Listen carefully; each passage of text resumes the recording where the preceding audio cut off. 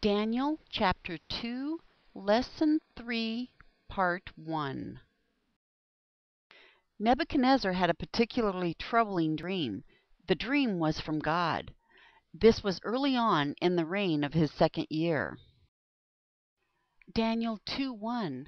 In the second year of the reign of Nebuchadnezzar, Nebuchadnezzar dreamed dreams, and his spirit was troubled, and his sleep went from him.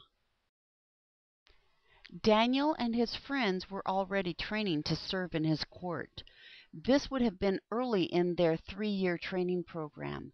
Daniel and his friends had already caught the attention of Nebuchadnezzar and the court. They excelled in wisdom and understanding. The king had many advisors. As a group, they were called Chaldeans, the reigns of the first great king, Nabopolassar.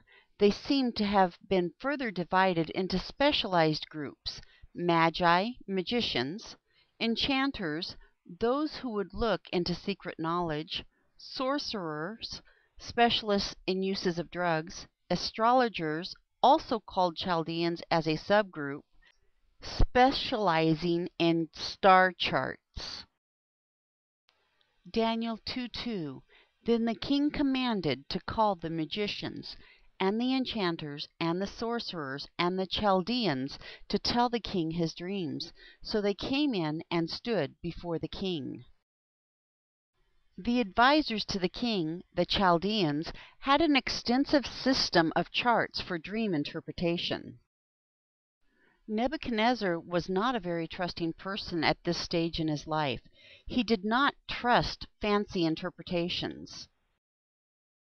Daniel 2:3 and 4. The king said to them, I have dreamed a dream, and my spirit is troubled to know the dream. Then spoke the Chaldeans to the king in the Syrian language, O king, live forever. Tell your servants the dream, and we will show the interpretation.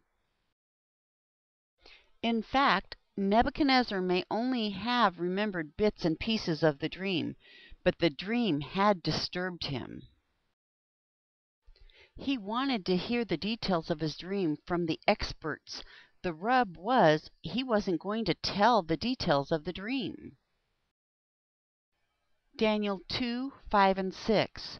The king answered the Chaldeans, The thing is gone from me.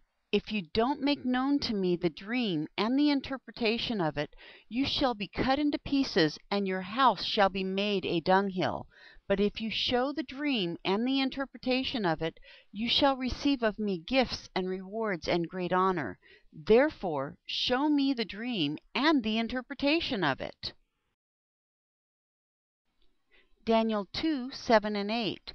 They answered the second time and said, Let the king tell his servants the dream, and we will show the interpretation.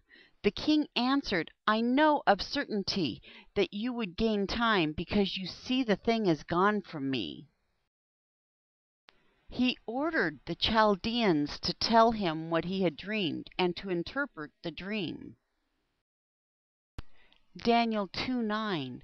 But if you don't make known to me the dream, there is but one law for you. You have prepared lying and corrupt words to speak before me, until the time be changed.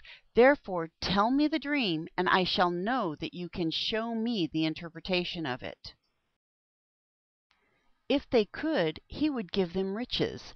If they could not do both, he would kill them and turn their houses into piles of rubble, more literally, into public outhouses, and he wasn't going to let them stall. Daniel 2:10.